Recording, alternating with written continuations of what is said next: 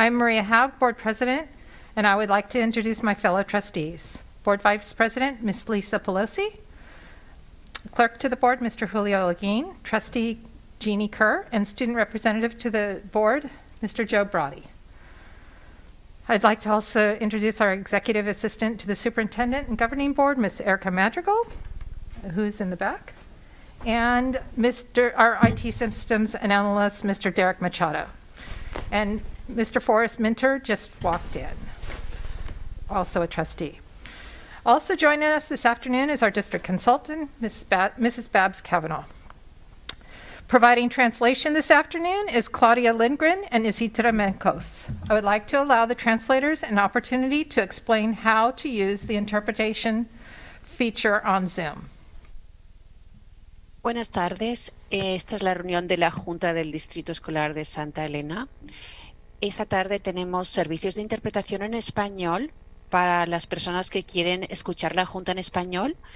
En breves momentos va a haber un símbolo en la parte de abajo de su pantalla con un globo terráqueo. Pueden hacer clic en el globo terráqueo y elegir entonces el idioma español o Spanish. Gracias.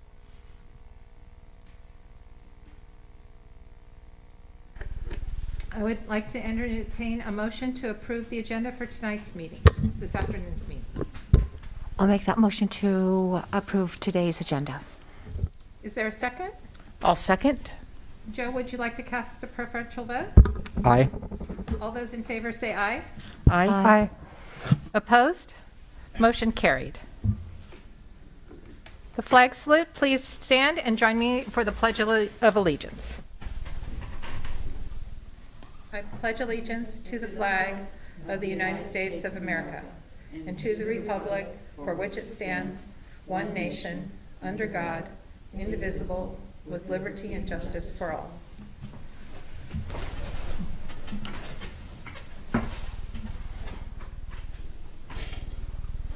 So first item on the agenda is item 4A, adoption of resolution 20-17. I'd like to call on Dr. Wilson. Yes, our governing board is incredibly humble, and you do an enormous amount of work to serve this community. Hours and hours behind the scenes, reading agendas, prepping with me in meetings, visiting school sites. And this resolution came to me through California School Boards Association, and it is an opportunity to recognize you as a governing board for the month of January as School Board Recognition Month. And while I would like to read the entire thing, I also know that you are incredibly humble, and you would all look at me and ask me to stop reading. So it is at this time that I would recommend that you approve this resolution and know that you are honored and appreciated by not only myself, our entire staff, and this community for all of the work and the hours that you give to this district. I would recommend approval. Is there a motion to approve the adoption of resolution 20-17 as presented? Sorry. I'll make a motion to approve. Is there a second? I'll second. Joe, would you like to cast a preferential vote? Aye. All those in favor say aye. Aye. Opposed? Motion carried. Now we'll be starting our item 4B, our effective governance study session. Would like to call on Dr. Wilson and Ms. Babs Kavanaugh. Yes, it's with pleasure that we bring to you Babs Kavanaugh to work with the group around our governance work. It has been our practice when we have a new board member join our group, and typically at the annual review of our calendar and offices, that we take a look at the Governance Handbook. This last couple of years, we did try to calendar every few months an item in the handbook to take a look at, and decided that we wanted to spend a bit more time, give a deeper dive, as COVID-19 talks about, into not only the Governance Handbook, also the practices, the norms of behavior as far as working together as a team. It is difficult for the five of you to spend lots of time talking with each each other around norms, practices, and protocols. And so with an agenda item and working with Babs, she'll bring forward lots of conversation around how to continue to work as an effective team. So Babs, I'm going to give the microphone over to you, and thank you for joining us today. Thank you very much. Thank you all, and it's really a pleasure to have the opportunity to work with you, especially after a resolution that just got sent to you that you just approved about the work and the countless hours that you give. I always hear from trustees who say, well, they said it was only one meeting a month. We all know that is certainly not the case. So I prepared a discussion guide, and that's really to guide the way that we're going to be working together today. What's really important to me about this governance workshop is that it's very interactive. So the way that it's divided up is I'm going to ask you a few questions and ask you to give me some input around these questions, specifically kind of creating a context of what you're proud of about this district, what you see as challenges, what you want to accomplish. We're going to talk a little bit about the effective governance structure. Many of it is outlined already in your handbook, and so we're going to, again, refer back to it and talk about what good governance practices look like. And again, you're really pretty much of a model board, and you do have a new trustee, and we have a student trustee. So it's a nice opportunity to revisit that. It's very rare that boards get to stand back and say, how do we do our business rather than the business at hand?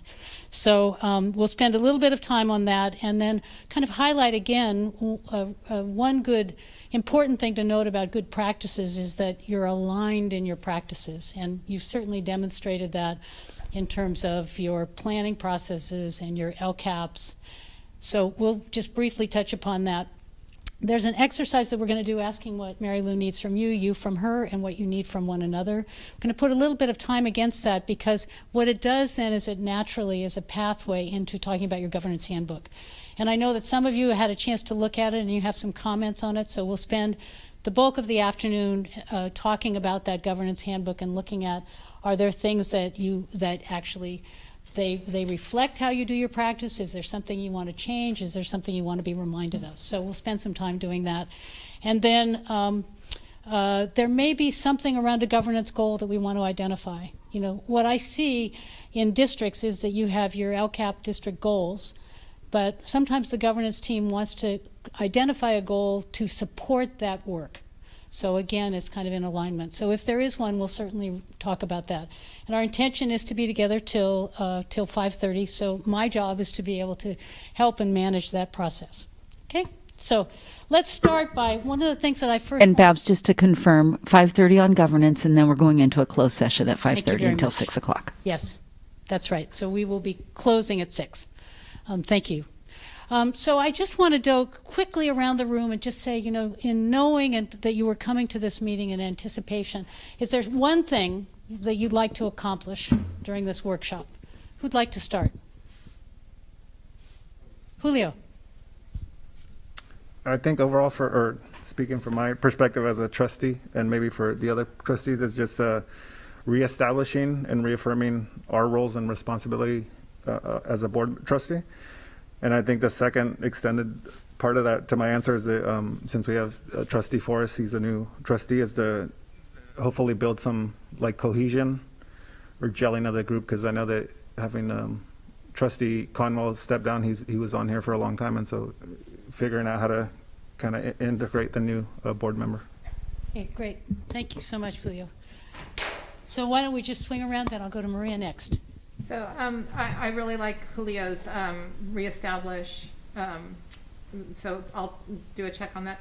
I'd like to set some goals for the board. I think that we also have to,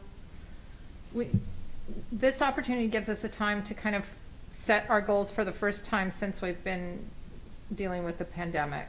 I'd like to look at certain things that we can do from our current situation as far as goals are concerned. Okay, thank you. Mary Lou.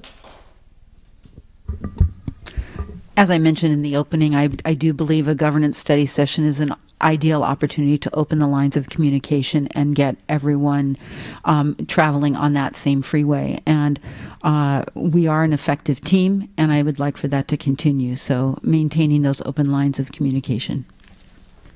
Thank you. Joe? Yeah, I'm going to say I think President Haug summarized my thoughts very well, not only setting goals, but looking back on the work that we have done and how we can continue to build on that while integrating a new trustee, and then also reaffirming the connections that not only this board has with each other, but the connections with the different stakeholders in this community also. So I heard, again, supporting this reflection piece, but also engagement, continued discussion of engagement. Definitely. Okay, Forrest? I'd like to expand on my knowledge base and just try to improve my capacity to engage in policy discussions. Great.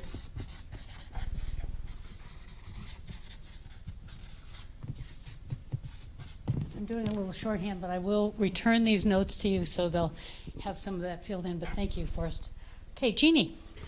Mine is similar to the other trustees, and I have written down having an open discussion about our roles and responsibilities, Okay, great. because this is really the only time that we have that opportunity. Yeah, exactly.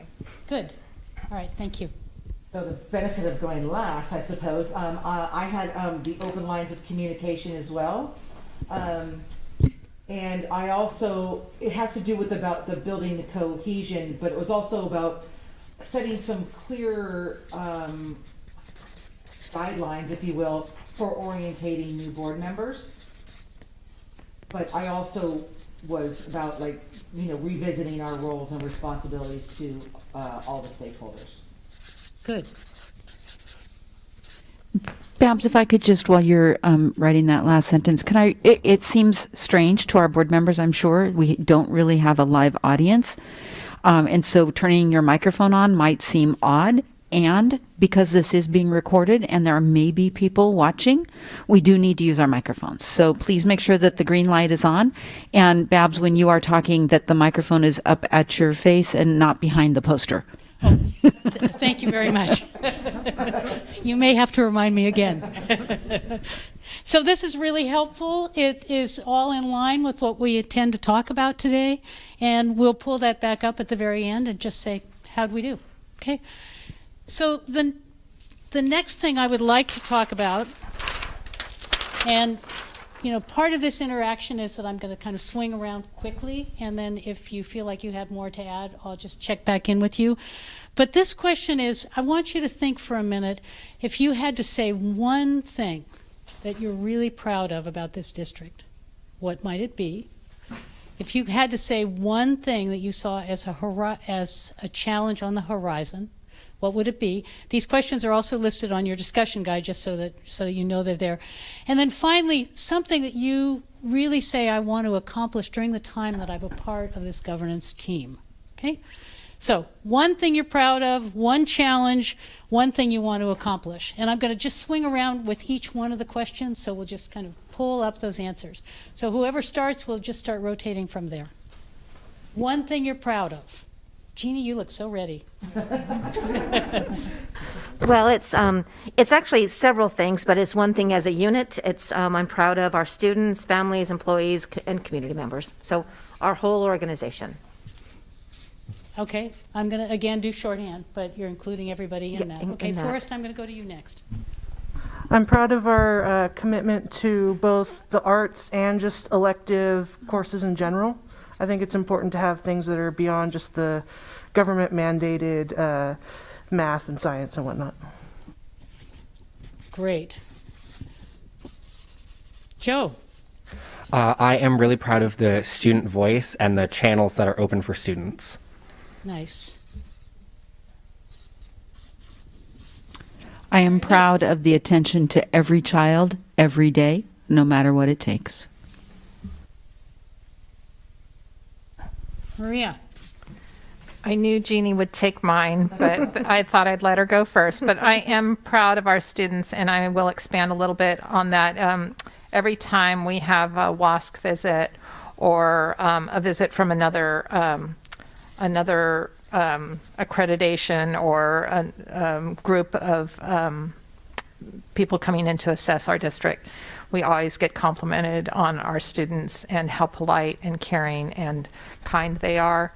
And that's because they come from a great community with great parents and great teachers. So it all is one.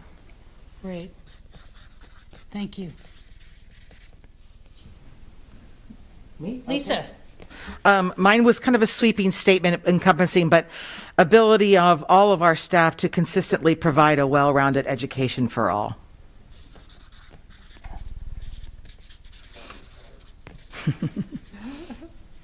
Okay, Julio. I changed mine about 4 or 5 times. But no, I think overall it's similar to maybe Superintendent Mary Lou and a little bit with Lisa's as well. Just a thoughtfulness from our staff to look at the whole child, especially right now with the pandemic. We're focusing on the social emotional, so I think that's something I'm proud of. Great.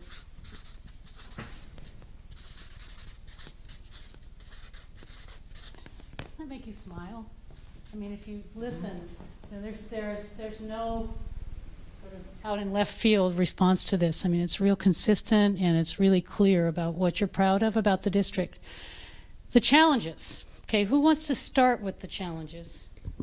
These are the challenges on the horizon. I'm happy to start if you'd like. I put learning loss, DOC enrollment, potential budget shortfall, and One. oh, okay. One. Sorry, that's it then. Okay, learning loss it is. Okay, we'll go this way this time. Maria. I would say our challenges are realizing that when we receive criticism, it's not always the majority voice, but it's often the loudest voice. Okay. So talk a little bit about that. I think that's a really insightful thing to notice, particularly when you're in the public eye. Talk a little bit about, what do you think about that? Well, it's a hard balancing act for us. It's hard to balance the valid criticism with maybe criticism that is not it's not an opinion shared by the majority of the stakeholders. Right. Okay, thank you. Mary Lou. Continuing to stay the course during COVID-19 and using the guidance to move forward and increase our program to ensure that our students get what they receive every day.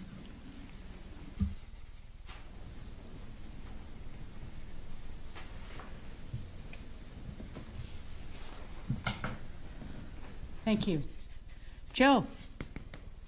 I would say keeping a clear vision and focus. Well, it seems that every day we're thrown something new. So just kind of, as Dr. Wilson said, kind of staying the course. Clear focus as demands change, as priorities change. Yeah, demand, priority, and then of course, we've been thrown fires and pandemics and floods are on the way. So just as the district continues to face challenges, that the vision remain clear. Right. Okay. Direction remain clear. Forrest. Just continuing to adapt as the situation changes with COVID, not becoming complacent and thinking we've solved it. Okay. Continue to adapt and address. I mean, that sounds like that's what you're saying is, okay, not complacent. Good. Jeannie. So mine's similar to Trustee Benter's, and I have written down what we are going to look like after that pandemic. Okay. Kind of what is our organization? What kind of things are we going to be doing? And What will we look like?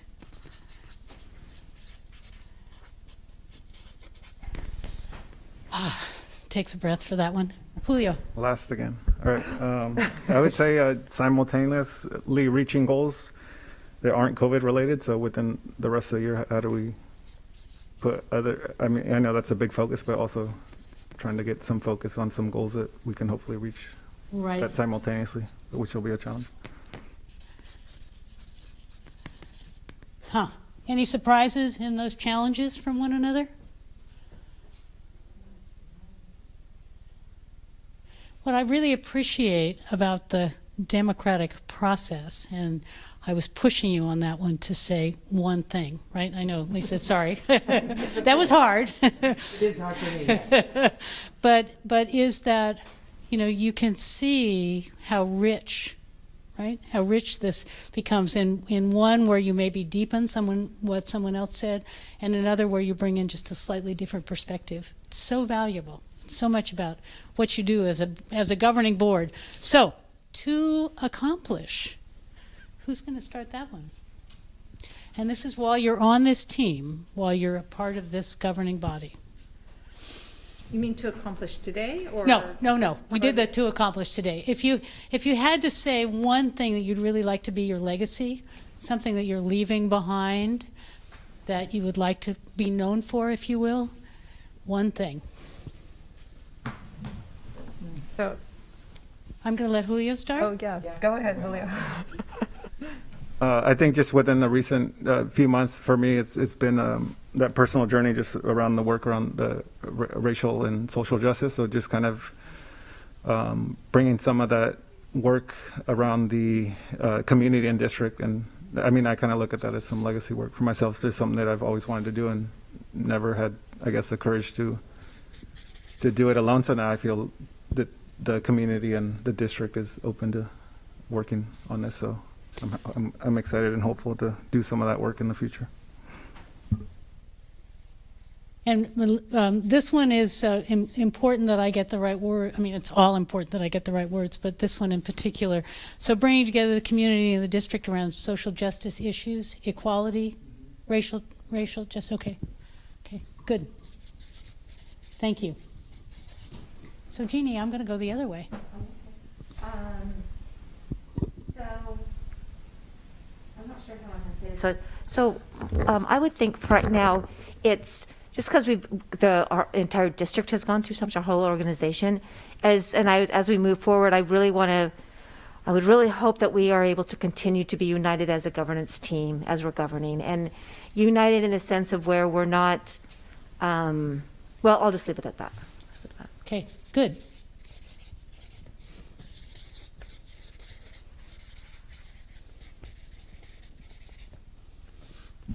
Forrest. Minimizing both risk and harm from COVID throughout the community.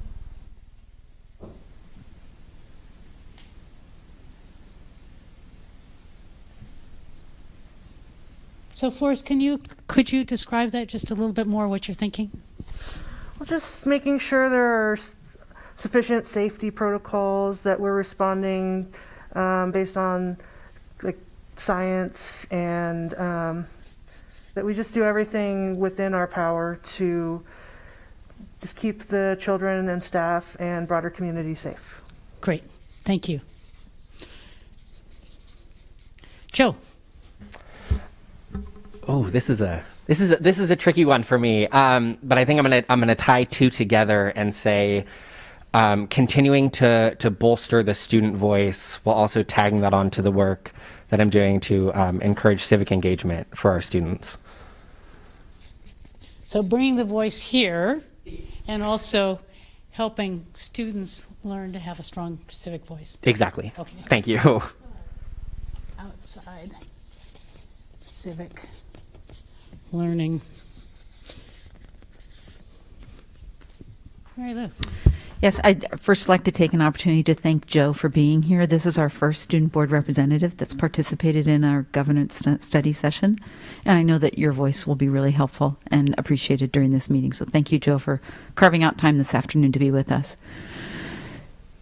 Sorry, just thank you for having me. As the superintendent for the district, my mantra has been for numbers of years, Garrison Keillor quote, "Nothing you do for children is ever wasted." So I continue to have that be my mantra and be the core of my being, that students receive what they need when they need it. And as the leader of the district, that I am able to do so effectively and efficiently while keeping in alignment with the whole child.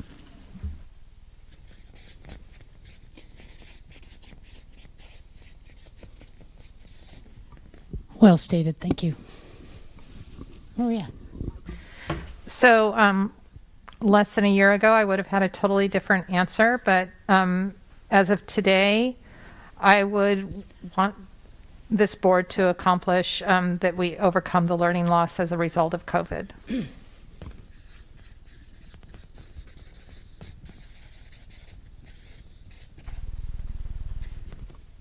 Lisa. So I actually struggled with this a little bit because I found it to be, kind of a conflicting question, because it's like, what do you want to accomplish as a member? But we accomplish things as a team. So I kind of had to really think that through, and I thought about the work on the green initiative and the Pride resolution, but all of that came as a team. Nothing was done. So I obviously the learning loss, I would put a check by that to accomplish that. I also just want to see that the board continues to work in unity, with good working relationships, with really great communication, robust discussion. I'm sorry that I struggled a little bit with it, but I couldn't come up with something that really I could sink my teeth into one specific thing. And I think all of those things on the board are amazing and I would support. So Good. And this is really important, and it will lead us to the next discussion about thinking about unity and uniform. How what you accomplish happens here. It happens at the board table. It doesn't happen outside the board table. So those decisions get made here. And I think that to say that you want to ensure that this governing body continues to operate effectively and efficiently to be able to accomplish all of this, right? I mean, again, there's nothing that I see here that is out of step. So one of the things that happens, and Forrest, I will lean to you for this one, some of the work that happens on governing bodies is this notion of moving from I to we. And it's a big step, it's a big transition to move from I to we and to recognize. And that doesn't mean that you're always a 5-0 board, because you said, and I think you just said, Lisa, and I want to really push on it, is this notion of robust discussions. Being able to really look at the richness of the discussion and be able to engage in that kind of a discussion so that the decisions that are made are better. They just are better. And Mary Lou said, I love this quote, right? Nothing that you do for students is ever wasted, and talked about how important that continuing to be efficient, continuing to be effective, continuing to be able to, I think over here we have the arrow somewhere, to accomplish, to row all in the same direction. How do you do that while also really encompassing the diversity of the group? And, Joe, again, I really appreciate that this is a district that welcomes that student voice, right?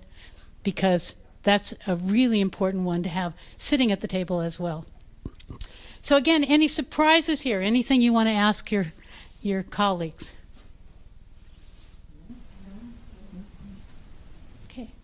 And I appreciated, Lisa, what you said, because you got really challenged on the I. What do I want to accomplish? And I think that is also really insightful to recognize that I can think of all kinds of things I'd like to accomplish, but what can we accomplish, right? So, good. Well, thank you. So what I want to do next is I gave you 3 documents, and I think you all know that I have been trained by California school boards. I worked there for many years. I also got to be a part of helping to develop a lot of the training and continue to do work with our original executive director when I was working there, Davis Campbell, who's written a book on governance and continues to push how we think about good governance. So I want to talk about it, and I gave you 3 documents, and it starts out with the governance core. That's the front page. And there's just 3 documents here, but this will take some good discussion from us about what they all stand for. Before I do that, though, their board source is another really good resource for good governance practices. And I think that in the past, when we've done some earlier trainings, we talked about the 12 principles that they put forward. I don't want to talk about the other ones because they're all embedded in your handbook, but the one I want to mention, and the reason that I so appreciate it, is that the first principle in Board Source Principles on Good Governance is constructive partnership, right? That you, 5 members of this team, and your student member, and Dr. Wilson have a constructive partnership. So one of the questions I like to ask boards is, how many employees do you have? How many employees do you have? At the district? How many employees do you have, you, the board? One. Okay. So the next question is, how many bosses does Dr. Wilson have? 5. Okay. So, things can happen where you can casually have a conversation with Dr. Wilson to say, I'd really like it if you would do such and such. It comes somewhat as a pretty serious suggestion because you're her boss. So always being mindful that board decisions to direct the superintendent happen at the board table, right? So, and Dr. Wilson can say something like, well, is this something we should really consider? Because if it is, I'm going to bring it to the board, right? But it's constructive partnership is what I really want to push on, because it's so important that partnership is open and effective and kind of all going in the same direction. So again, I appreciate that about 12 principles. This document, I keep wanting, yeah. This document is the frame of a book that got published about a year ago on effective governance that Davis Campbell and Michael Fullon wrote. And much of it is now being used by the Masters in Governance program. And what it says is that to have an effective governing body, you want the people at the table to have a governance mindset. That means you're thinking about things through the lens of good governance. So what is good governance? These four characteristics really define what good governance means. The first one is you recognize that this is a systems deal, right? It's the entire system. And in some ways it's kind of a zero-sum game in the sense that if you do something here, you may not be able to do something over here, because you're always responsible for the entire system. And you have a budget that says where your money's going to go, and your money's going to tell you what your plan is, really. So understanding that you're responsible for the entire system, and it's a lot of the work that I've ended up doing over the years with governing teams is coming in. I had a wonderful school district, a very committed elderly trustee, and his deal was facilities. He didn't care about anything else besides facilities. And so it got to be a challenge, and the work that we did was to help him to see that his responsibility was much more than facilities. It was appreciative that he cared about the facilities, but there's the students, and there's the academic achievement, and social well-being, et cetera. So it's really important to understand that you're responsible for the entire system. The second characteristic is that you're strategic. So you're always being mindful about priorities. Something that can challenge boards is the new latest good idea. And there's many of them, but you are to be strategic. If you set priorities, you hold to them. If you change them as a body. And again, we are super challenged right now because the priorities have been kind of challenged themselves with COVID, and we're hearing it in a lot of what you're proud of and the challenges that you see. But again, being able to stay the course on your priorities. So you're strategic in your thinking. Manner matters. So there's this really interesting diagram that talks about that words are really about 7% of communication among bodies, that the rest of it is really in tone, right? It's in manner, it's in how you look at one another, how you interrelate with one another, and people pick up all that, right? So what's the kind of culture that you've established in your school district in terms of how you interact with your staff, how you ask questions at board meetings, right? You want good information, but there's this notion that you can, are you trying to do a gotcha, or are you trying to make sure that you're in collaboration with your staff working in the same direction? So really being mindful about public manner. I have another example where I was in Salinas, and there were some both racial and intergenerational tensions. And one of the elderly gentlemen looked at me and he said, you know, if I turn away from you, it's because I can't hear in my left ear. And this young Latino guy said, you mean that you weren't just turning away from me because you didn't like my ideas? And this had gone on for a really long time. And when the whole board understood that he actually had a hearing problem, then the way that he interrelated with other people really made a difference. So really important to remember that manner makes a difference. And then finally, this piece, which I think is really important to good governance, is deep learning. So when you identify something that you're needing to make a decision about that's coming forward, what do you need to do to make sure that you have the information and the evidence and the understanding that you feel that you're well equipped to make good decisions? So it isn't going to be every item, but there's going to be things that you and your superintendent decide, we need to spend some more time on this. We need to make sure that we all understand the issue that's in front of us and that we can move. So let me stop there for a second and say, does governance mindset, does that make sense? You know, do you have any questions about thinking about good governance from a governance mindset? No, I think these are great reminders. I love it. I think it's great that, you know, it's just good to talk it out. I'd just like to, actually, it's not a question, it's more of an observation. And it's, Mary Lou says it all the time, it's that we come here and we may disagree with each other, but we all have to accept that we're all here with positive intent. Everyone that's here has positive intent. We're all here for students. Right. And we all care about students. I mean, we wouldn't be here if we didn't really care about children. Right. And that's the driving force behind this board, and I think that's why the board is successful. And even though we can have disagreements, that we all are here with positive intent. Well, and Maria, I think that's both really important and also speaks to what Dr. Wilson talked about earlier about norms, because that is a good norm to have, and I believe it's in your handbook. I'm guessing it's in there, but knowing that there is positive intention, because then it allows you to grapple with some issues, right? So good. Okay, well stated. So the effective board is the next column here, and the effective board is collaborative, committed, you're consistent in your work, and you have coherence. You have conditions that mean that you are, again, all clear about the direction you're going in.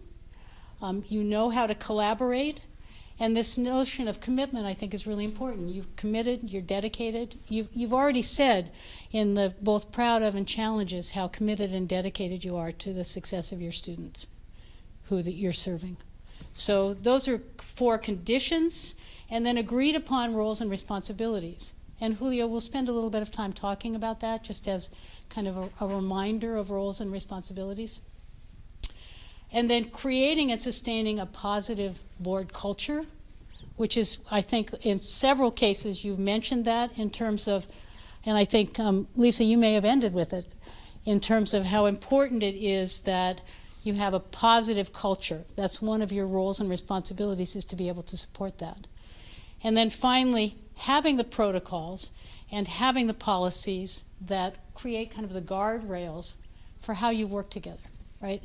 Again, a reason why taking the time to develop a governance handbook and then remembering to look at it again and to review it and make sure that it's really a living document, because it's a reminder of how we do business. It isn't the business, but it's how we do business. And then the last piece in here is just a reminder of some of the tools that you can use that are really helpful for supporting good governance. And one is discussion meetings. And really that is what this is. This is a study session / discussion meeting.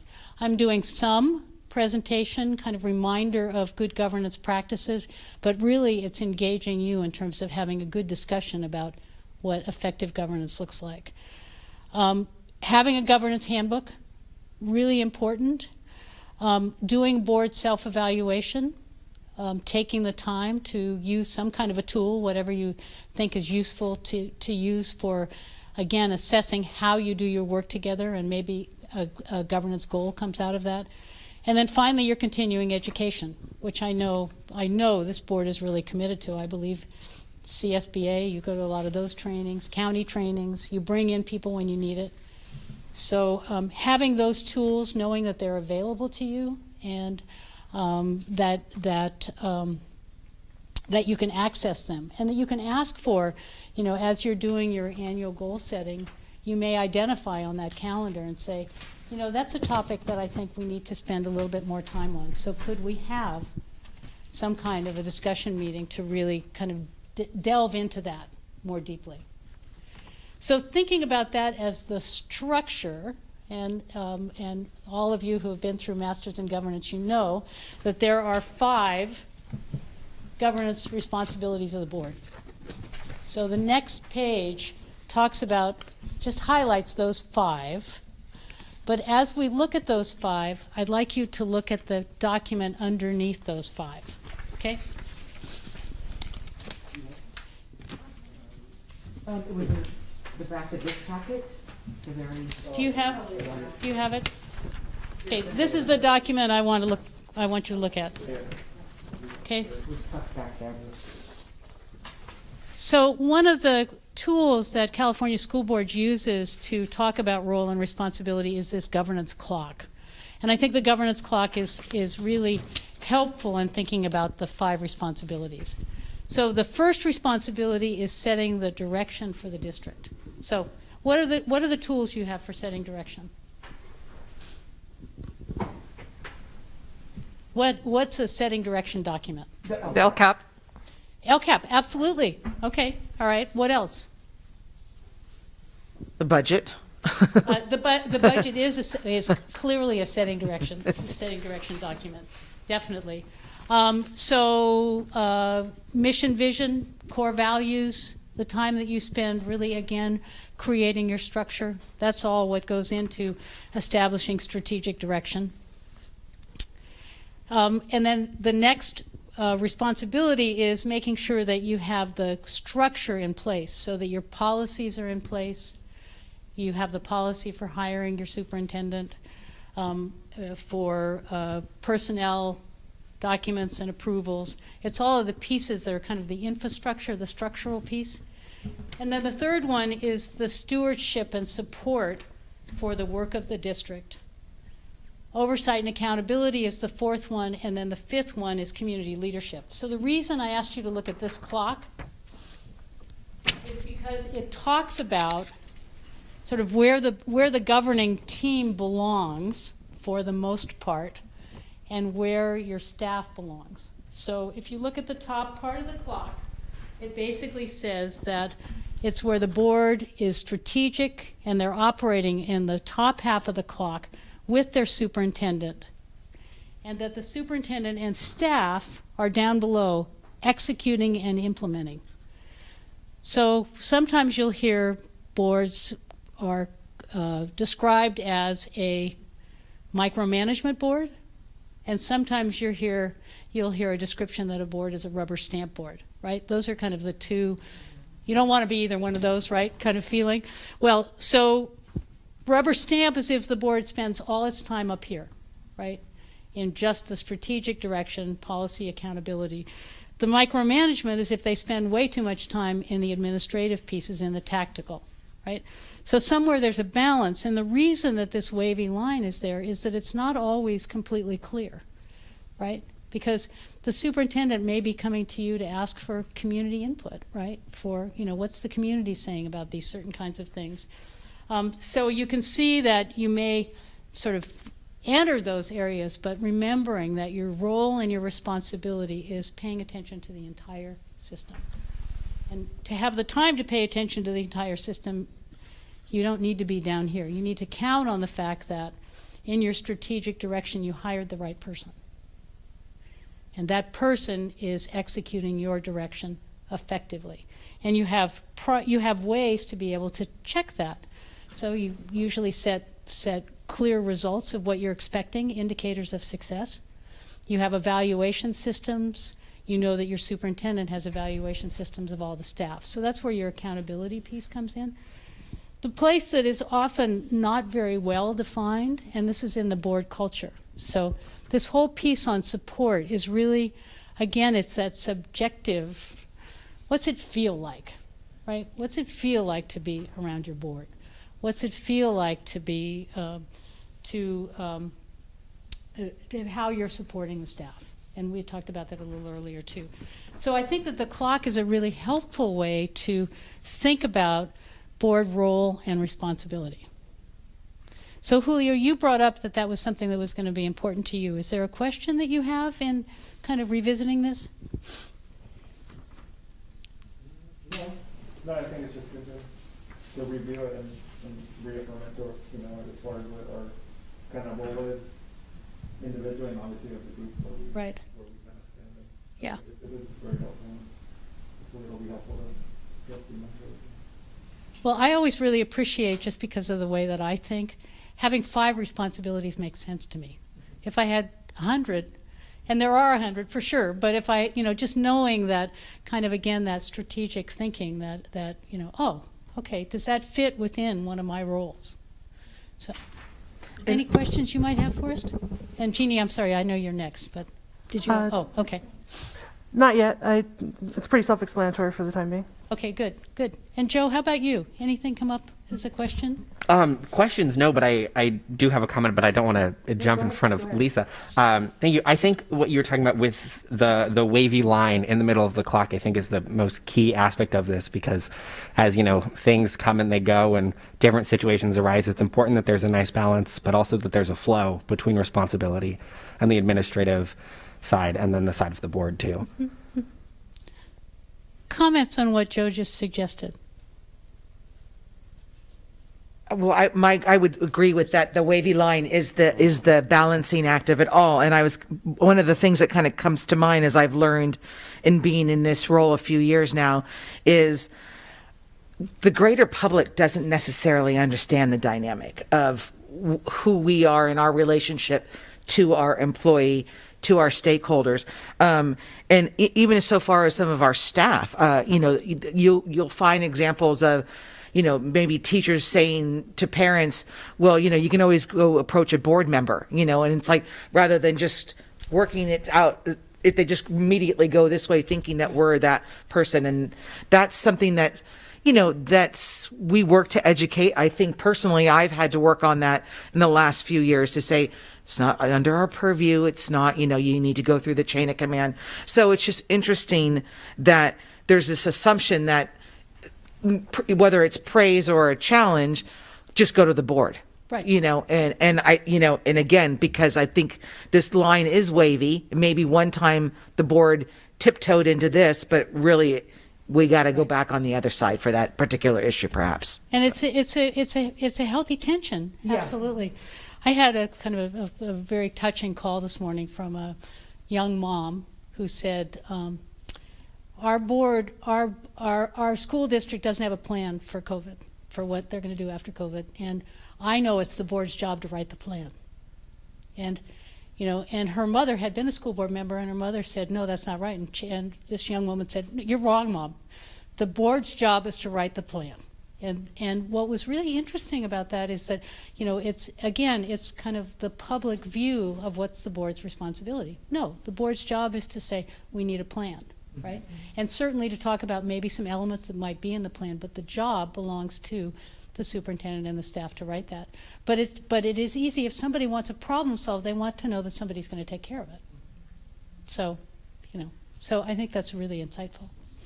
I think for me, the most difficult time when I was starting out was so-called staying out of the weeds. You always, you get in the weeds and you want to solve a problem because it's a problem, but we have to, as a board, step back and let the true experts and recognize that our staff are the experts in education. None of us have a teaching credential. None of us have experience administering a school district Right. as a superintendent, and we have to be always aware and always cognizant that we are not the experts in education. Right. We are a board, And it is our job to set the direction and set the expectations, but it's up to the experts to carry out our vision. Right. And it's a really important reminder. And, and again, when you want to see something happen, it's hard to remember that sometimes. But I think it's a really important, even for teachers who actually are on boards, right? Julio? Yeah, I would say that actually helped me take some of the pressure off as a new board member, because Right. you know that we have the staff, and so a lot of times with the community, we say they're the ones, they have the expertise, they have the experience, so we're relying and trusting them. So I think that as a new board member, it kind of takes the edge off a little bit, because you think that you have to figure everything out, and that's not how it works. So I think that's helpful. There's a lot to learn, right? Okay, so I want to move on, if it's all right with everybody, to working styles, and I'll talk about that. But again, these are just tools to kind of, again, a reminder. Yes, Jeannie. Jeannie, is your microphone on? The community leadership throughout. And certainly that's been challenging this last 9 months, just with changes as far as in person and out of person. And it seems I am hopeful that as we move forward and as the pandemic starts, I don't want to say going away, but where it is more minimal and things, we can get a better standing with our community members right now, because there is a lot of distrust, and it's distrust, just political distrust, or not making the right decisions that they want, and so there's just a lot of this going on. Right. And it's certainly because we have been in person learning now for 45 days and stuff. Some of that feeling has gone away, because it's a little bit more of a stable environment. But when it was really unstable, and the unknown was what made it really difficult for our community to understand what we did as a board and what our superintendent was doing as the leader. And so I'm just hoping that we can change that as we go along. We can change the feeling of the mistrust that they might have of us. Yeah. I think that's, this is such a challenge. I know I've told you that my husband's a doctor who's working, on all of this pandemic, and we are in a public health emergency, and so the situation is really challenging for every person. And so, ideally, and as you said, as you see it start to change, when you get more stability here, that's going to be really important. I'm hoping this is somewhat unusual, but I think it's really important. How do you continue your community leadership role in circumstances that make it quite challenging, right? I mean, I think that sounds to me like that's the question. Well, and exactly, and especially if there is a mistrust already going on, where it's already there. And sometimes when an organization loses trust, it takes a long time to get that back as well. Definitely. And what's also really important about that, Jeannie, is that when a board loses trust, it's that same thing. If you lose trust among your members, so it's a really important thing to be mindful of, is that how important maintaining that trust among the colleagues is as well. So I think good thinking. Dr. Wilson, I'm going to ask you to be a little bit of my timekeeper, because I don't have a watch right in front of me. I want to make sure I'm staying on time. Thank you. We are a little bit behind schedule. Okay. All right. So one of the things I want to do, and I think we can do this fairly quickly. Did everybody have a chance to fill out the questionnaire before you came? Yes. Okay. So the reason that the questionnaire is a useful tool is that when we talk about board culture, understanding the different dominant working styles that each one of you brings to the board table, so that you can just get a good sense about one another and how you operate together. So what I'm going to do is I'm going to ask for two things. One is, if you would give me, when we're all done at the end of the meeting, if you wouldn't mind giving me your ratings, so I can have a copy of them, so I can send them back to you. But also, because understanding that everybody has some part of these working styles and how they operate. So I want to know what was your lowest number, Joe? My lowest number was D. Was D, okay. Forrest? I don't think I received this ahead of time. Well, you didn't. Okay. I just got here. Okay. In the email. It was in a, yeah. Oh, I'm sorry. I must have not seen the attachment. Okay, good. So what I'm going to do, Forrest, is that I'm going to have you fill it out, and if we have time to pull yours in now, otherwise it'll come in later and we'll talk about it. Okay. So, and what you're doing when you fill it out is that you're ranking those things, and each question has 1 to 4. Okay? Okay, and then you're going to transfer it. So just work on that while we're continuing to Would it be talk. possible to borrow a pen? There's a thing of pens right there. Sorry. Thank you. Okay, so Jeannie. My lowest, is that correct? My I- lowest number? What's your lowest number? C. C, okay. Julio. I don't know if this is okay, but I had a 3-way tie on the lowest one. You know, when you say okay, it is absolutely okay. So what are the 3? A, B, and D. A, B. E and D. That's great. Okay. I had a 2-way tie. A and B were my lowest. Okay.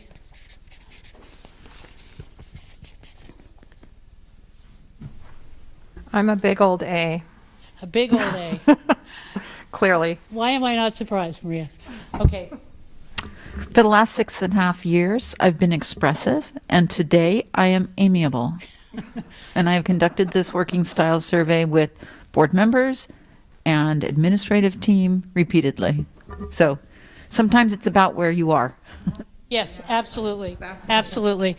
So let's take a look at what this tells us, because one of the things that I see there is you're pretty darn well balanced.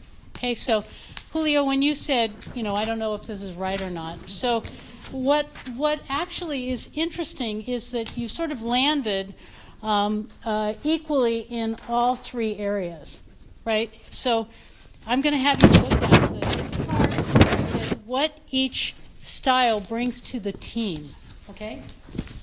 So if you look at it, one of the things that you want to be, again, mindful of, and this is a really good snapshot of a working team, because you have somebody in every quadrant, right? So what do the analytics bring?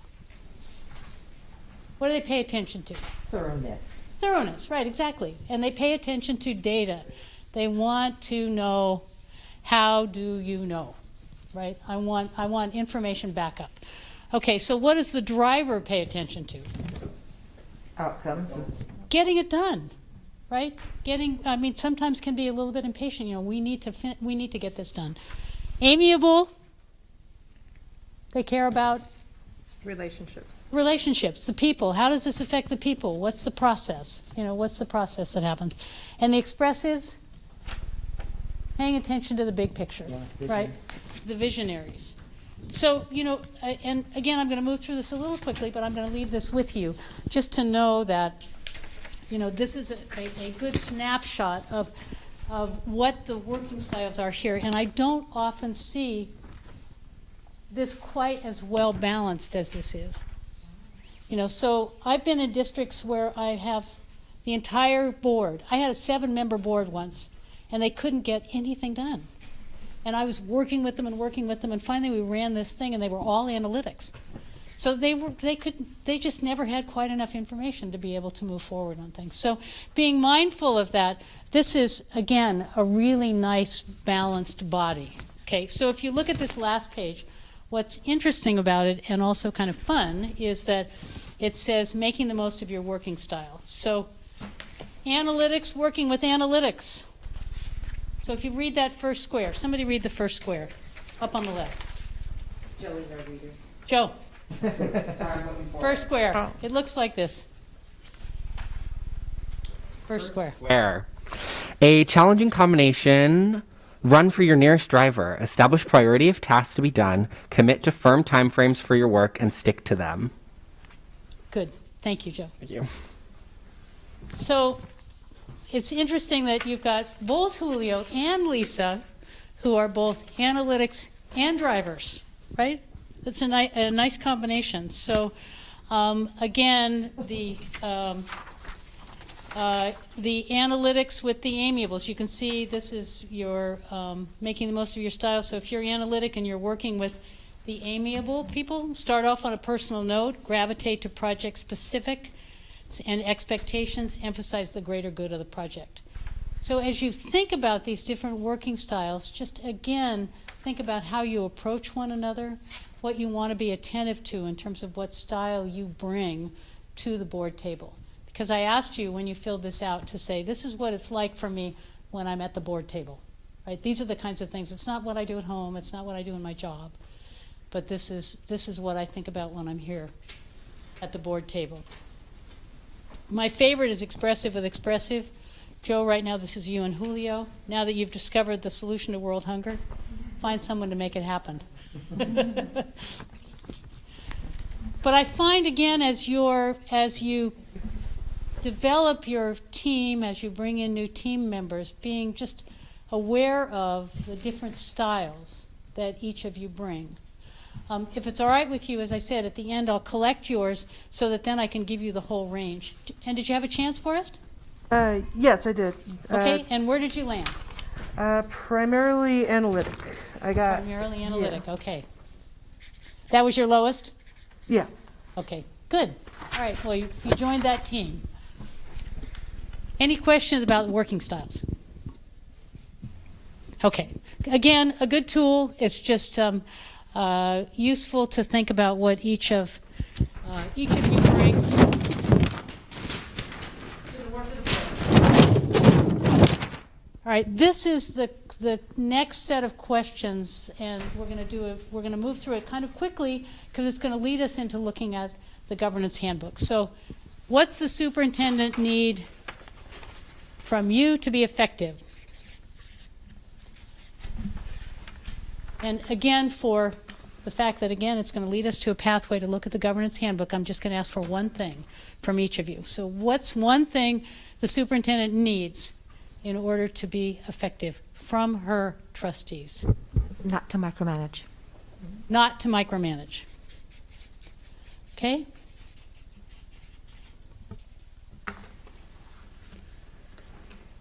Support.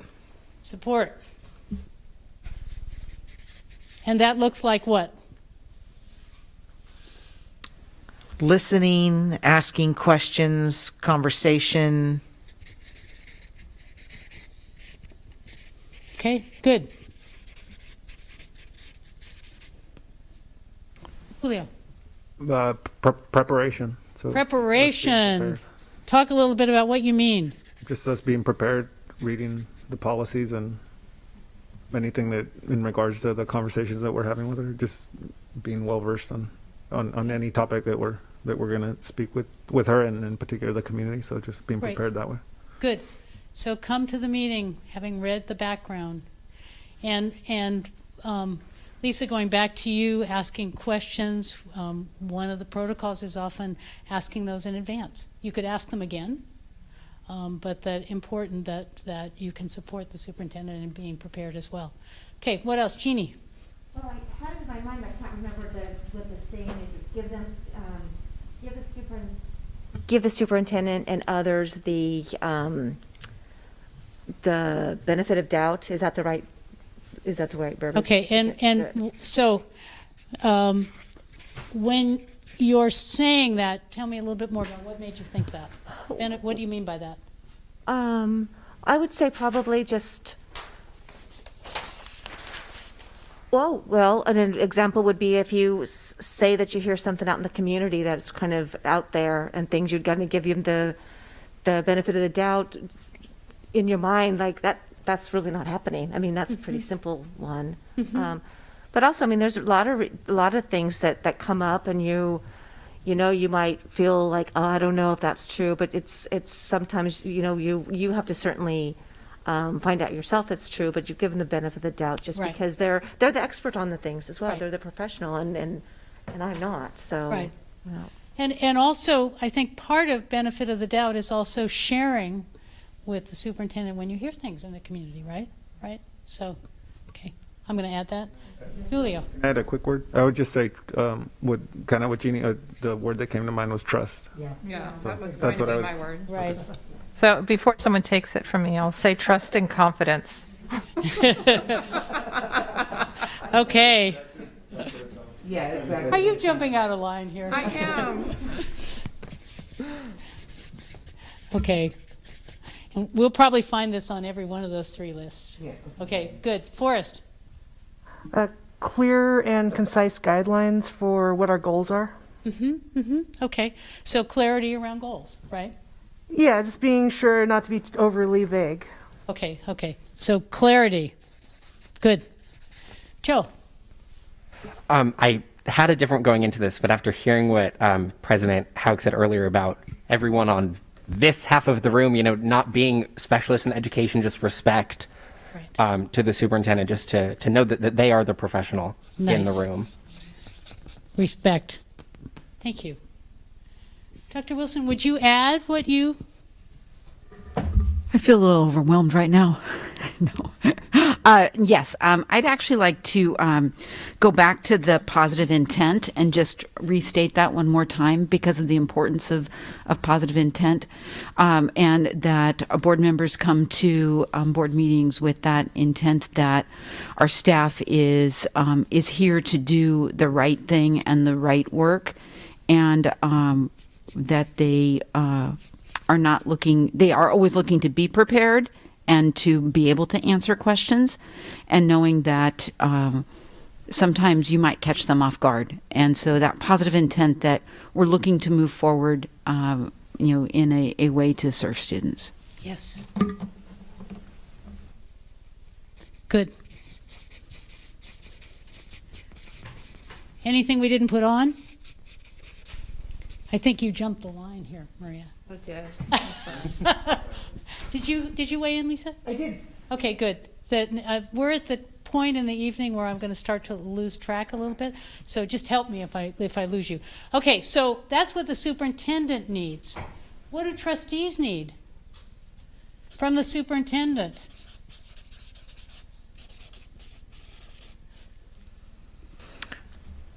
Trust. Trust. Trust. Okay. What else? How about just tossing them out? What else?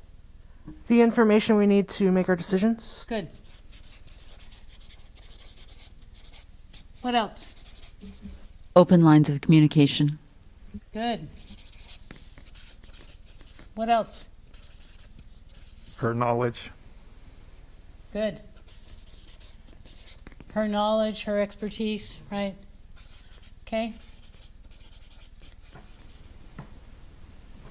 Okay, what else? Community engagement. Community engagement. Trustees need, I'm not sure, Oh, from the superintendent. yeah, things we need from the superintendent. Yeah. Just community engagement, how she communicates with the community and acts as our mouthpiece to some extent. Okay, so knowing how those communication processes happen? Exactly. Okay, okay, good.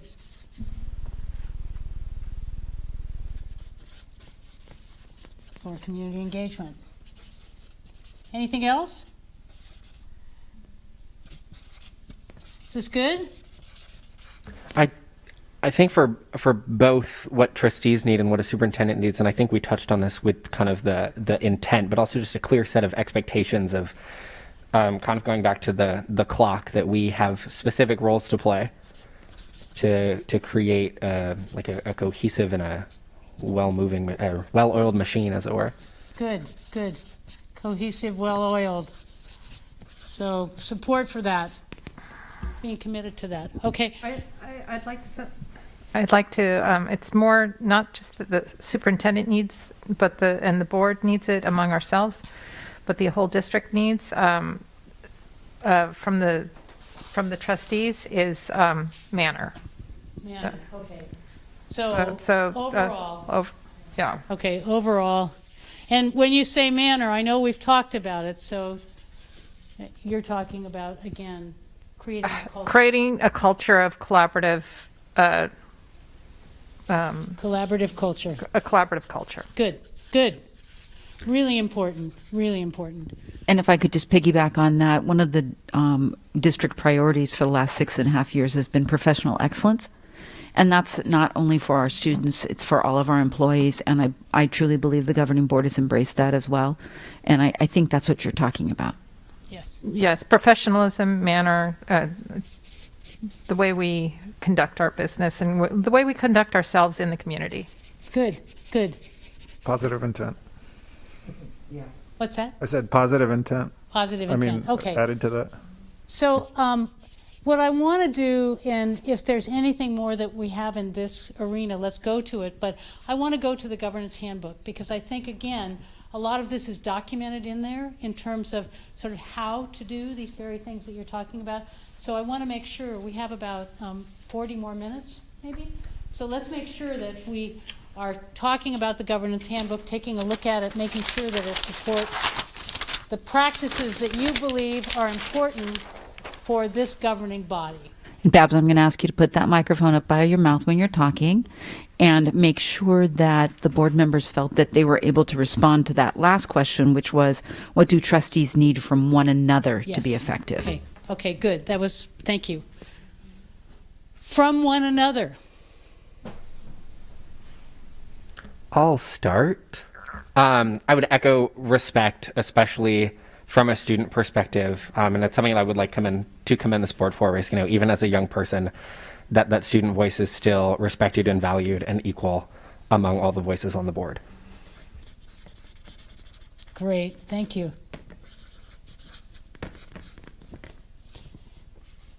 What else do trustees need Trust. from one another? Trust. Trust in each other. Trust. What else? Honesty. Honesty. Dialogue. Dialogue. And for all three of those, a working knowledge and understanding of what confidentiality means. Talk a little more about that. Sure.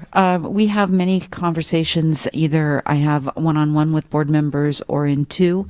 And then also we have closed session items where very sensitive information is shared and discussed. And that information cannot leave the room. It really is critical that in especially a very small community, that everyone understand what can be discussed and what cannot be discussed.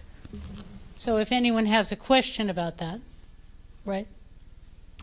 Well, I'd ask that we would talk about it right now, and we could talk about it at any time. Right. I do work. I believe our board members all know that closed session items are all confidential, and then there are times when, if I have something to share with them that's confidential, I will put in the memo line that it's a confidential memo, because there are times when things need to stay within the governance team. Good. Okay. Thank you. What else do you need from one another? Kind of in conjunction with dialogue, a safe space or like no judgment, like to express yourself amongst the board. So that's got two parts, no judgment and express yourself. So you're saying continue to support a safe environment where you can have those kinds of dialogues, right? Okay, and that's around the trust, that's around the respect. I think we've highlighted how important those things are. Okay. All right. Anything else? Did we miss anything? Forrest. Patience. Patience. Yeah, I'm very grateful for how patient people have been with me as I'm continuing to learn. Patience. Okay. Okay. Good.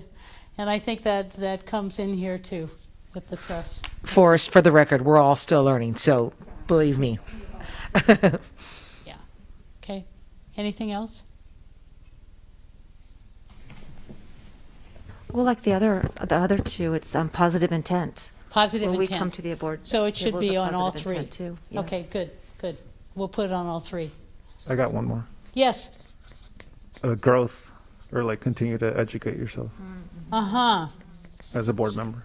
So from one another is that, and actually you need it again on on two, right? So continue to educate yourself to be effective. Okay. Continue, Ed. Good. Anything else? Okay, the Governance Handbook, again, documents how it is that you're going to work together. What I'd like to do, again, being mindful of time,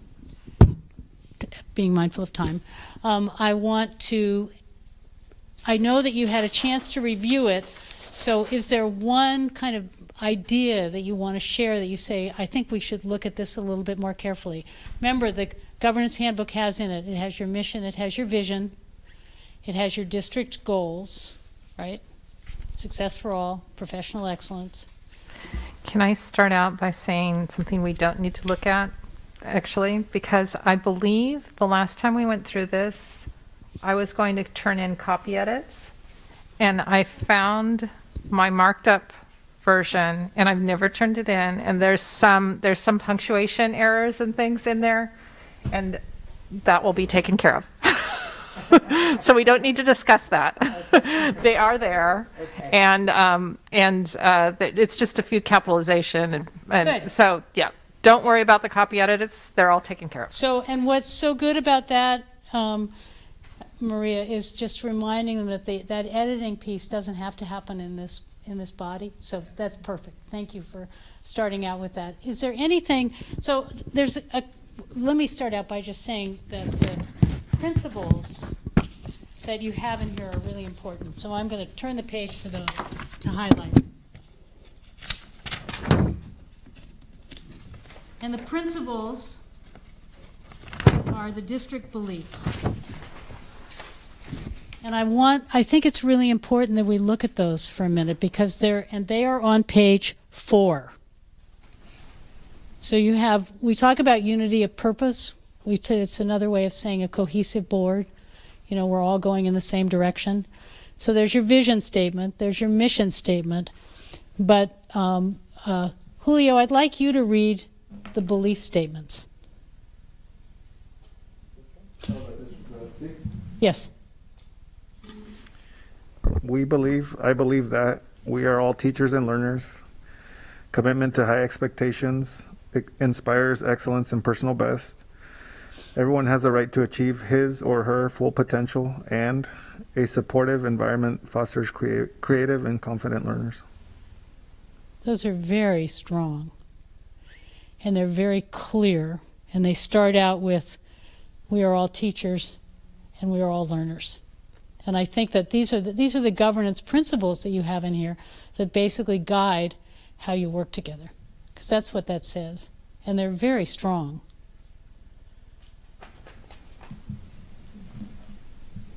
So what follows then are the district priorities and the district goals. And I also appreciate this board for, I think, how many years ago, Jeannie? How many years ago were those became the 2 district goals? I think it was probably 7 years ago. Yeah. And you've really held course with those. Yeah. So, and tell me a little bit about where the Governance Handbook came from. What was the original intention of the Governance Handbook? Excuse me, I keep on doing that. I apologize.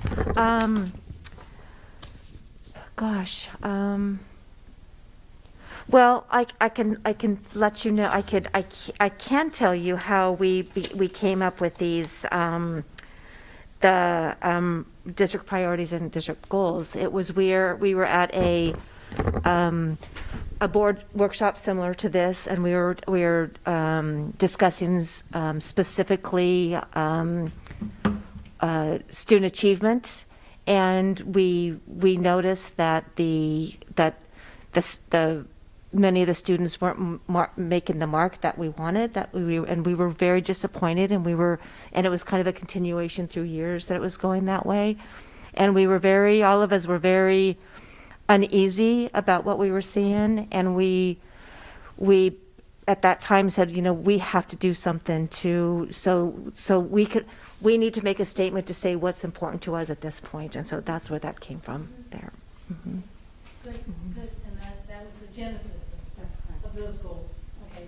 And the governance handbook came about, again, through a lot of discussion. Exactly, a lot of discussion, and also just, we as when the five of us came together, we needed more organization in the district, and that was one of the ways we wanted to organize, because we wanted to be kind of the leaders, and we wanted to organize ourselves. So we, actually, it was Trustee Conwell who initiated it, and was the one who put the governance handbook together, certainly along with discussion through all of us trustees. And Babs and team, if I could just share with all of you that while the handbook has not been updated, we did do a lot of work to update our vision and our mission statement, and they are not reflected in our handbook. Exactly. These are the older ones. Right. Yeah, that's what I was thinking. And you'll remember that we spent a whole year gathering voices, Babs, to update the vision and the mission statement. So that's certainly one of the spots we need to highlight and make sure that we update for our governance handbook. It's all over the district website, the new ones. We just didn't get it into the handbook. And I don't make changes to this handbook without the five of you and Joe participating. So other than the names on the front. Okay, good, good. So what this talks about, again, is roles and responsibilities, right? And a very important piece is this notion of there's three essential groups in any school district. It's the governance team, it's the administration, it's the staff, right? In some deliberate instruction. So it's important to kind of recognize that in the Venn diagram, they all intersect and work together.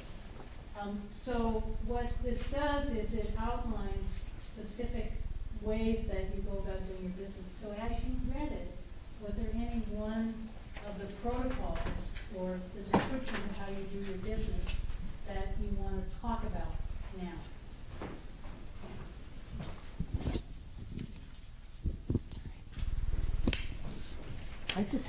I just kind of had edits throughout, but nothing like major. Sometimes it was as simple as changing the words from will to may or shall to just things like that. I'm just kind of going through looking at, I don't have one particular page that's overwhelmed with notes. It's just more like some clarification notes that I have. Okay. So, And so, Lisa, in saying that, that's great because that can be taken care of, in a separate venue. sure. But did any question come up about any of the protocols where you said, oh, is this how we do it, or Oh, I see what you're saying. Okay. anything that came up like that? Yes, If you stand right here, you'll have a microphone. okay, I think you're done right. okay, yes, I am. Thank you. Julio?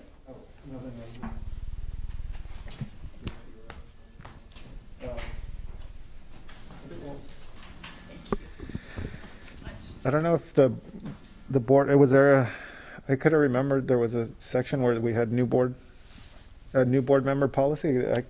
And I was looking through here, and then I was like, I'm pretty sure that we talked about making some changes, but then it could be just the wrong version of it. So, Julio, I will agree with you. I have a big note here that says add section on orientating add section on orientating a new board member. And then I wrote an example of a school district that had a really great section on it.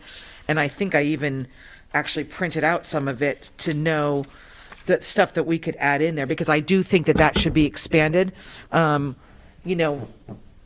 matter your level of engagement, past, present, future with the school district, the job, is different than what you think it might be. Right, right. So, and I think it's so helpful to just be reminded that no question is a silly question.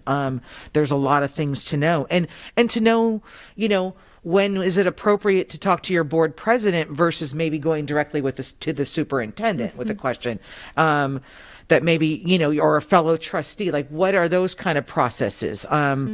Knowing, just about email communication. Is that things like that, Julio, that you're talking about? Yeah, and I think also too, just it might be helpful to trustee mentor is just, and I think we might have discussed it, is having like a mentor. Yes. That would kind of take him under and work with him, and he would kind of have that point of Right. obviously you can contact any board or trustee, but just having that one person that is kind of responsible at the beginning to get him more, familiarized with everything. So Good. I'm pretty sure we talked about it. We did. Probably prior to the pandemic, so that's why it came to mind. I was like, wait, I thought we had this in there, but. So that's one section that I think is important to Good. not overlook. I wonder if, because we had the calendar for the new board member orientation, and that was going to be part of the appendix or something? Yes, I would like to include, so I Yeah, have that's what it created was. Yes. I created actually in conjunction and collaboration with Erica, we created a study session, an orientation on what's it like to be a board member. And I did that live via the web. And that was for candidates, is that That was for correct? potential candidates. Great. And then in addition, we also created a calendar for the first year of a new board member's term with meeting times with the superintendent, meeting times with the board president, and opportunities for training. And so I shared those with all of you, except for Forrest. I maybe in May or June of last year. Yeah. You can see that. Right. I don't know if that's. Yes. I don't know who that is, but thank you, Erica or Thank you. Derek. Yes. So, And- that was what we wanted to include Absolutely. as an appendix for future reference so that it Good. can be done every time. So that's something that we want.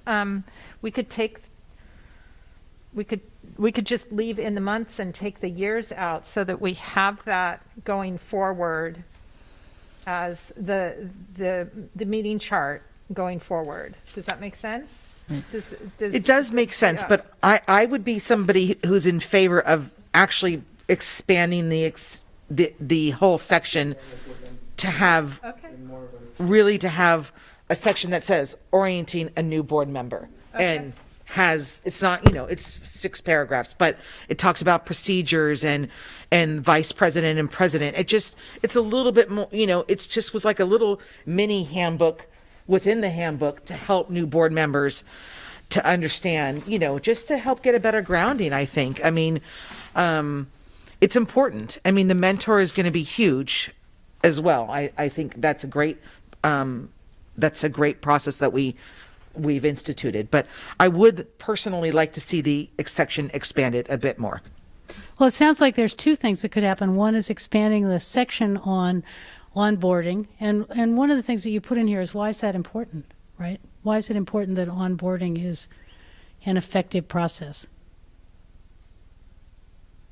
Because Team building, cohesion, just to have Team them feel building, more cohesion. comfortable within our group as. to know the processes, there's so much to learn in the very beginning to be able to hit the ground running, right? To be as effective as possible. So it sounds like one of the things you're suggesting is that be developed as a protocol, but also that you have in the appendix some of those other documents that support that process. Okay, is that what I'm hearing, Maria? Okay, good. That's exactly what this is for. Is to be able to highlight, what do we think maybe we want to add? Is there anything in here that we want to change? Lisa, I would like to propose that you take that paragraph that you have from another district, and can we see what it looks like? And I don't know if we really have time here at this time, but maybe we can. Well, you know how I feel about ad hoc committees, right? Yeah. So, our Babs and I both thought that after this discussion, we would be asking for a couple of you to work with me to provide some updates, and that would then come back to the board for review at the next board meeting. And so, Lisa's already put her hand up, so we know she's one of them. Okay. And I'm not sure that maybe our editor would Of want to course. be the second one. And so all of these ideas will be that have a level of consensus, of course, would be incorporated into a draft updated handbook. Perfect. Good. All right. So we have an ad hoc committee. We have decided that onboarding is going to be an important new protocol. There's another one that we want to take a look at, and I know that Dr. Wilson sent out some information about the social media policy, right, and updating in that. So let's take a look at that one, which is on page 14. And I'd like to spend a little bit of time just talking about it. I know that you received information about the new legal changes, right? Which page was it, Babs? Sorry. Page 14. 10. Page 10. Page 10, okay. Mine happens to be on page 14, Okay. sorry, but it's yours, page 10. That's Okay, good. thank you. Or mine is page 10. But There it is, Okay. thank you. Okay, good, good. So why don't we take a look at it and then talk about effective January 1st, 2021, the new information about social media. So you want to take a minute to read that?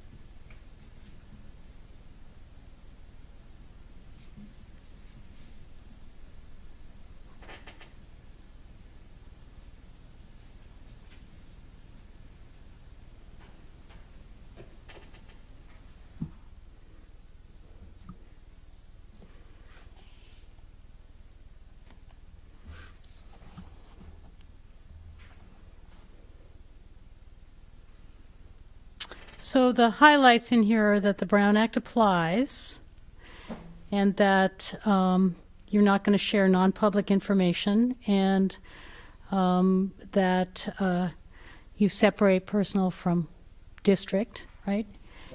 And the new legislation is a big reminder of that, of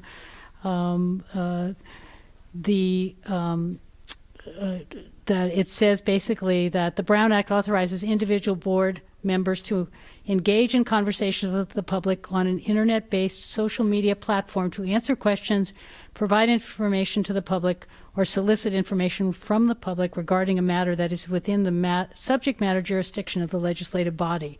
It also said that you're prohibited from responding directly to any post or comment that is made, posted, or shared by any other member. Right. So talk a little bit to me about how has it been with social media for you all? Have you had any challenges or any things that have come up in terms of how you work with social media? I can speak to that a little bit. I definitely have not on my personal page. I mean, I might have shared a great article about the school district, but I do not post anything because you cannot turn off comments. So that's one thing. I did join a group that I do know that Maria was part of and maybe Jeannie was part of that took a very ugly turn at some point in the course of the past year. So I left that group because I did try to post a fact to state something and it just went haywire. So I'm like, I'm out, because I also then realized there were 2 other board members on that site. So, it's, so I just was like, can't be in part of that group. I have to let those people figure it out for themselves. So that's been my personal experience. Having said that, I'm in favor of some kind of social media presence for the school district if comments can be turned off, because I know some school districts do that. And I just think, as I've kind of been a broken record a little bit about this, is that, it's the way a lot of families are getting their information. And if it's a way to remind everybody that there's a town hall meeting and they're going to see that because they're checking social media, then more power to that, because I think it's a way to get information out there. But it's a super slippery slope if comments are not disabled. So, and I think, Lisa, and you can check for me, but the what we want to look at is the protocol for it right now, whether the district chooses to do more or is a different topic. Absolutely. Okay. So based on this, though, continue to kind of fill this in, because we want to see what. So wanna I will change this. just say it was that same site that other board members are on, and I panicked one time when I was on it because when I opened up my computer, I was reading the comments because I want to know what the community is thinking, what they're saying about us. You know, I want to know what they feel. But I put the computer down and it was on the couch or something. I threw a pillow on it, and somehow I hit the like button on some comment, and I just went crazy because there's all sorts of things that can happen when you're on these sites, and you never ever want to give the wrong impression to our community. You never want to. Anything can happen, and we don't want the community to think that we aren't taking our job seriously. And when you are on social media, I feel that it's very easy to give the impression that you don't take the job as a board member seriously because you're often speaking as an individual person. Right. Good point. So I think that's really important, and and as you committee look at this to see what you might want to add, but certainly the recommendation in the legal briefs are don't respond, because again, and we haven't pushed this quite as much as we might have, but you don't have authority as an individual. Period. End of sentence. But that said, easily it's misinterpreted because you are an elected official, and so the assumption is that you're speaking for the board, right? Exactly. Really, really, really important. So, so as you look at this social media policy, you might want to see what you need to add based on the new current information, and also the cautions in there, if you will. So I thought and Jeannie, you can help me out, the last time we talked about this, there was a general consensus that we weren't going to talk about politics at all on our social media sites or anything that would be construed as controversial. And we weren't going to really, at the time, very few of us were participating in social media to a great extent. Well, and I think it was at a time when there wasn't as many controversial things that are going on now either. Yeah, so exactly. I think it was like as a conversation kind of in passing, but just not, we were just talking about it. And certainly the last year or so, there's much more controversial things to say on, and people, as we know, will use Facebook to say whatever they want to say just to just to say it. So, yeah. Julio. Well, yeah, I don't really use social media. I do have a personal account, and I use one for the nonprofit that I'm a director for, but I usually keep it strictly to that. I don't like anyone or not. I like people, just to clarify, but just on Facebook. And I don't engage with any comments, to be honest. I prefer to do it in person obviously not right now, but it's just a slippery slope, and I prefer to just not get into that. So that's my preference, and it has been since I became a trustee. Yeah. So I have a differing opinion. I'm going to be upfront and admit that I'm very politically active on social media. And I think it's very difficult to enforce a rule like that. Like, you can make the rule, but enforcing it is another matter because, for one thing, a lot of people have very passionate political opinions that will override pretty much anything else, including rules like that. I'm not talking about myself in that regard. I'm just stating that. And also, it becomes a free speech issue constitutionally, so it's very difficult to make that rule as a government body. As far as turning off comments?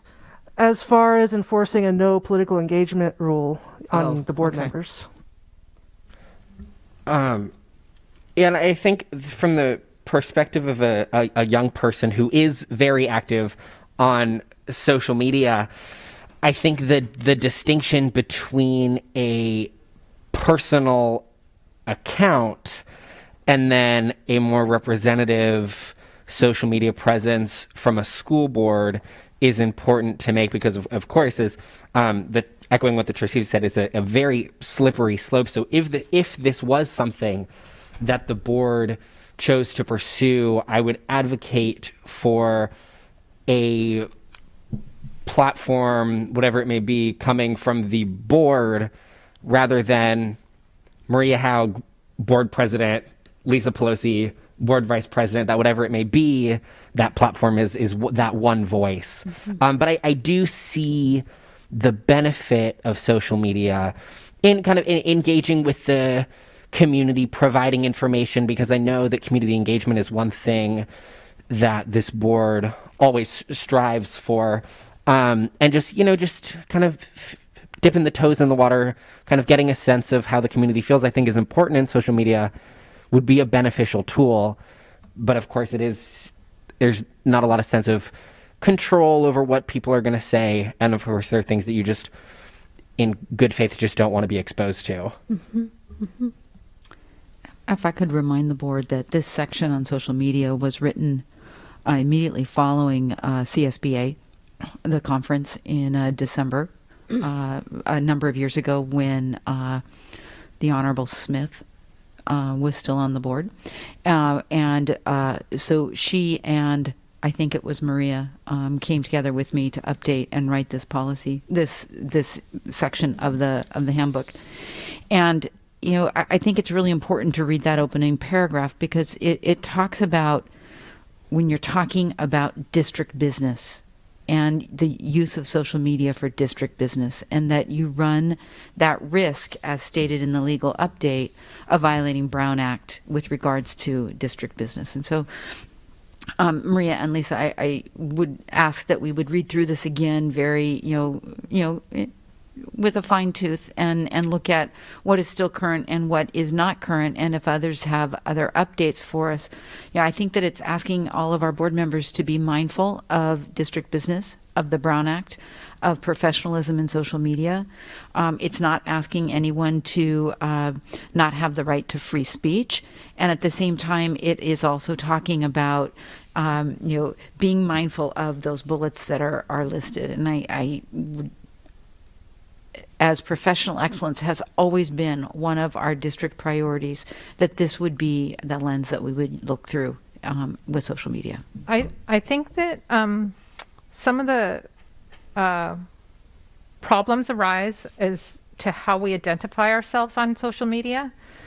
And when you say something such as speaking as a board trustee, that is where you run into problems on social media, because then if you say I'm the board trustee, and speaking as a board trustee, I believe this, and that is where you are insinuating that the board thinks that way too, and that is not acceptable. Correct. So that's because you're only one person, Right. You're not speaking for the board. So I don't think it's a good idea for us to ever identify ourselves on a social media platform speaking as a board trustee or speaking as president, because I've done that mistake myself and I regret it. Right. And I learned from it, and I don't want it to happen again to any of us, Correct. because I got into I was defending one of our staff members, and it was on, next door. And of course, there was an altercation with a former football broadcaster from our district. So, and we don't want to have that. We just don't want to have that. So, Correct. so I think that can we at least agree that whenever we're discussing something, that we're not identifying ourselves as a spokesman, as a board trustee, or as a spokesman of the district? Is that fair? Yes, I absolutely agree. Good. Yes, definitely. That's good. Good. And it sounds like I think our subcommittee has what they need right now to be able to do whatever changes you need to be able to clarify this policy. Okay. Good discussion. Exactly. That's what I'm thinking. Right? I mean, that's exactly what I want to hear all that. Good discussion. Yeah. Okay. Very good. I have one little thing that I would Good. really like We to have include. enough time for one little thing, and then One little thing. I want to get feedback on item E, expense reimbursement. I would like to add to that policy, all expenses for hotels and airfares should be booked through the district credit card. I just feel that it creates a clean look for our warrants register, and there's no question of when you pay for these large hotel stays and airline stays, it's always important that the district reap the benefits of whatever credit card points or rewards there should be. That And it should even go more back. so, you should not be out financially due to district business. And we've worked diligently over the course of the last number of years for our employees as well, so that we do have the CalCard, we do have the American Express, to ensure that you are not having to pay for something and then being reimbursed at a later time. It happens on a rare occasion when there's an error, and yet, thank you, Maria, for bringing that up. I think it's an important, and it's in alignment with the updated travel policy that we have for all of our employees. So do we have consensus on that proposal on item E that we Yeah, for probably for, does. Yes. for Yeah, that sounds hotels fine. and airfares? Good. Okay. And maybe it would be something as when possible. I mean, when Yes, it's of possible. course, Because I know of that there's course, something of course. that will come up. Yes, Yeah. of course. So I think that's going to close what we're going to do with the governance handbook. Yes, Forrest. I just wanted to just go back to the social media thing really quickly. I thought it might be helpful to add an extra bullet point for social media usernames or like Twitter handles, things like that. Because I know mine was not appropriate to my new position, and I didn't even think about it until somebody brought it up. So it might be helpful to future board members. Good. That's a good point. Really good suggestion. Thank you. Thank you. Can I add one last thing? Yes. I'm sorry, under office holder obligations, Forms 470 and 700, I want to add a sentence in there about, What page are you on? I'm sorry. I'm sorry, I don't have a page number. It's section F. I just want to add another reminder for all of our new board members, also Forrest, on August of August 1st, we have to turn in the Form 470. That's when school is out and the district office is usually in recess. And there is a daily fine that increases if we do not turn that in. So I want to have a reminder of the fine in the handbook. Yes, so just a reminder that every day after August 1st, you accrue a fine. And I think it's $20 a day. Who's paid it? I believe it's $10. I've paid it. me. I believe it's $10 a day $10 up a to day. $10 a day. $10 a day, but in 10 days it's $100. So Yeah. Okay. Thank Okay. you. Thanks. and they Maria. don't send out reminders that often. So I'm going to hand out an evaluation instrument that I don't want you necessarily to fill out, because what I want to do is reflect a little bit on what we set out to accomplish. But I found that this evaluation instrument to be very helpful in doing governance workshops. So I'm just going to tell you what's on it. This is for your own personal reflection. It has 4 columns, and it says, important things I learned today or had verified. Today's experience session left me feeling. Questions I would like answered are. And based on this session, the one thing I want to do at our next board meeting is. Okay, and I'm going to leave you with this. I think it's a good reflective tool to think about, again, spending a couple of hours on an effective governance workshop. Those are good things to be able to think about. Keep passing it around for me, Forrest. Thank you. Because I think that it will spark some of your thinking about, what did I take away from this session that was really helpful. But what I'd like to do is just to take a couple of minutes and go around. And remember, one of the things you said when we started was these were the things that you wanted to come out of this workshop, right? To relook at roles and responsibilities, to begin cohesion with our new team member, to set board goals since the pandemic, reflection on the new team, open lines of communication, engagement, improving discussion, building cohesion. These were the things that you said were going to be important to you. So let's have a little bit of feedback about how did tonight's session go? Did we cover the right things? Was it helpful for you? Is there more that you still have questions about? So I'll let Joe, maybe I'll start with you. Alrighty. Great. I think it went very well. You know, I think there are very few opportunities that we have as a board to just sit and chat about anything. And so especially to have such a thorough session on governance, I think just having that session kind of just allows a space for us to talk about all of these goals. And by talking about them, we take those first steps to accomplishing them. And I had a great time. So I just, you know, just all chipper and ready to go. I'm excited to see what's next. So I think to keep it, to, you know, round it all out, I think we did hit those main points and have set a very nice foundation for next steps, whatever they may be. Okay, good. Thanks so much, Joe. Forrest. I think I learned a lot, and it's always useful to have more information, especially since I've been very focused on the policy end, and it's good to receive more information on the procedural end. Great. Okay, good. Thanks so much, Forrest. Jeannie. Similar to what Joe said, it's just nice to be able to be together so we can kind of hear each other's thoughts about things. I mean, because many times we not at all do we get to hear that, you know, when it's not, you know, talking about board things at the board table during meetings. So for me, it's just nice to hear what everyone else had to say and their opinions about things. Good. So I thought it was very good. Okay, good. Thank you, Jeannie. Julio. Yeah, mine was reestablished, so that was important, I think, just as a good reminder to all of us, and as far as what our role and responsibilities are. Also in conjunction with what I thought was important was to hear what the superintendent needed from us and what we need from her, and just kind of verbalize that again.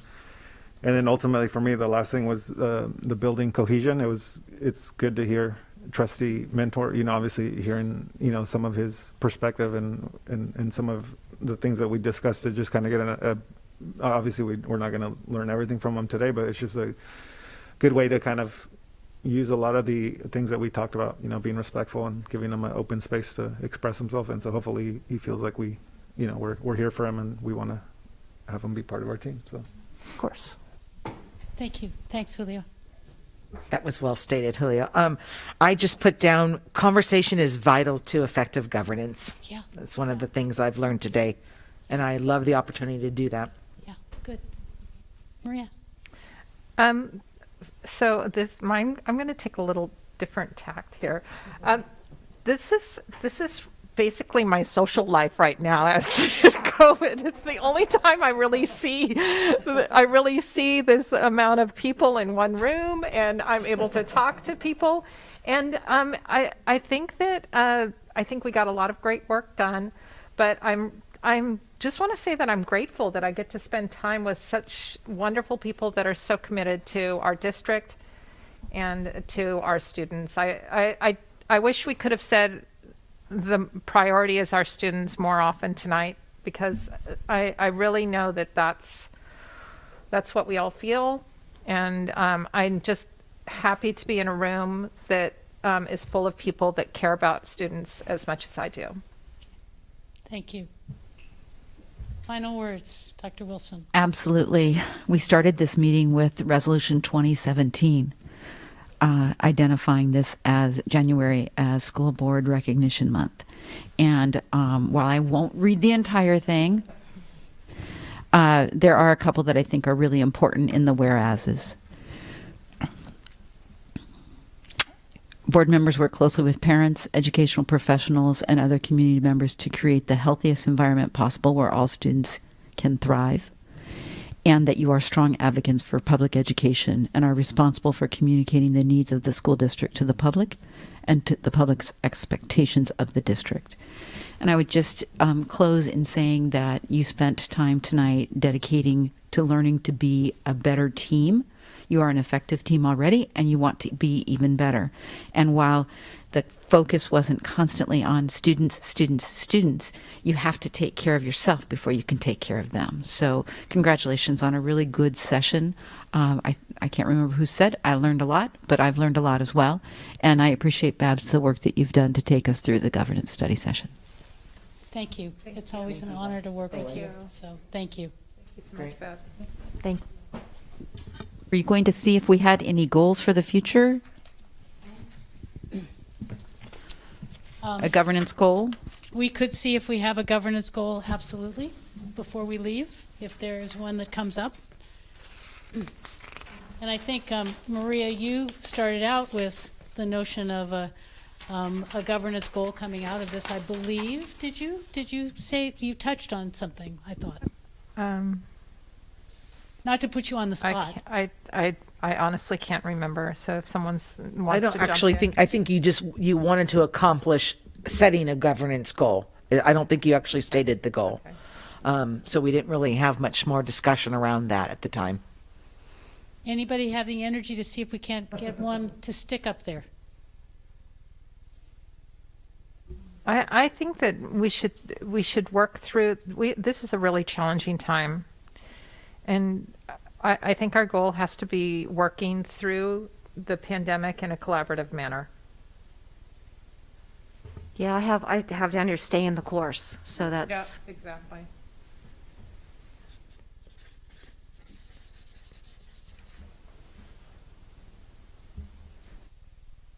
If others agree with those, you could give a nod, and then Maria and Lisa and I could potentially craft a draft goal that would become a part of the handbook for this year. That's acceptable to me. Increasing our social media presence. Okay, we've agreed on these. I think we'll have to see if there's agreement on that. I think that before we can maybe set that as a goal, I think we need to fine tune it in this governance handbook.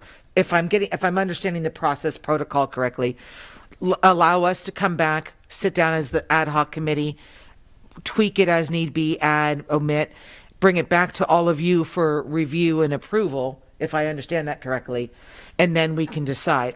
I do think just a little bit of background information is that everything that we're facing right now, I think in conversation that I've had with Dr. Wilson as well, I don't want to put anything else on anybody's plate right now when we're just trying to get through the course of daily education. So it was to think about maybe if it's next school year, something like that. So know that I'm hearing you, and allow us to come back from the working as the ad hoc committee, and then we'll take it from there, if that's okay. Okay.